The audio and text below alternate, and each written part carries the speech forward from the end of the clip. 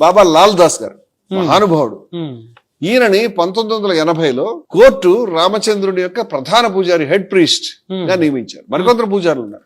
ఈ మహానుభావుడు ఈ బాధ్యతలు తీసుకున్న తర్వాత ఆయన కళ్ళ ముందు ఈ రాజకీయ జోక్యం ప్రారంభమైంది. అద్వానీ గారి యొక్క రథయాత్ర, ఈ సంస్థలన్నీ పుట్టుకురావడం, కొత్తగా బజరంగ దళ్లను, విహెచ్పి రకరకాలుగా ఇచ్చేయడం జరుగుతోంది.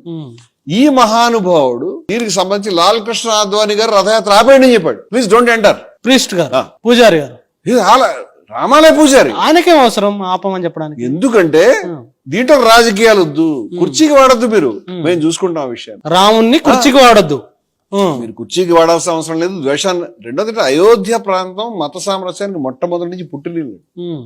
అయోధ్య ప్రాంతంలో హిందువులు, ముస్లింలు ఇవాళ కాదు ఎప్పుడు కలిసే ఉన్నారు.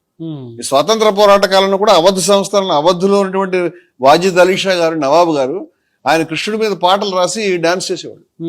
ఆయన అక్కడ అవధ్ బేగము, మనకి బేగం హజరత్ మహల్, ఝాన్సీ లక్ష్మీబాయి ఏ విధంగా బ్రిటిష్ వాళ్ళ మీద పోరాడింది ఆ విధంగా పోరాడింది. ఝాన్సీ లక్ష్మీబాయి గాని, హజరత్ మహల్ గాని, ఝాన్సీ లక్ష్మీబాయితో పోరాడినప్పుడు ముస్లింస్ ఉన్నారు ఆవిడతో కలిసి. హజరత్ మహల్ పోరాడితే హిందువులు ఉన్నారు, హిందువులు ముస్లింలు కలిసి చేశారు ఉద్యమం ఇది. అంచేత మత సామరస్యం అనేది ఉండడమే కాకుండా మీకు అయోధ్యలో అనేకమైనటువంటి గుళ్ళు, అంటే అంతకుముందు చాలా గుళ్ళు ఉన్నాయి, కొన్నింటిని ఇప్పుడు తీసేశారు. ఈ గుళ్లలో, ఈ వాటిల్లో డైరెక్ట్ గా ముస్లిం నవాబులు కట్టించిన ఉన్నాయి. అంటే ముస్లిం కూల్చేయడం తప్పితే కట్టించడం వరకు చెప్పరుగా. అంచేత అటువంటి గడిలు ఉన్నటువంటి ప్రాంతము, పంచకోశి పరిక్రమాన్ని ఆ ప్రాంతంలో ఒక పర్వదినంలాగా భక్తులు వేల మంది రావటం, దాంట్లో యాత్రలు చేయటం చేస్తారు, ప్రదక్షిణలు.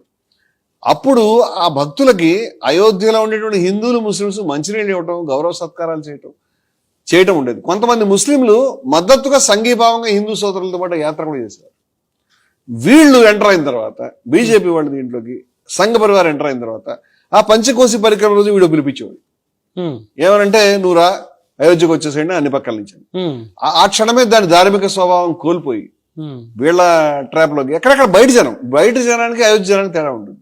మీరు గమనిస్తే కనుక అయోధ్యలో మనకి 89-90 నాటికి కూడా కమ్యూనిస్ట్ పార్టీకి సంబంధించినటువంటి మిత్రసేన్ యాదవ్ ఉండేవాడు. ఆ తర్వాత ఆయన సమాజ్వాదీ పార్టీ, కాంగ్రెస్ పార్టీలో చేరాడు.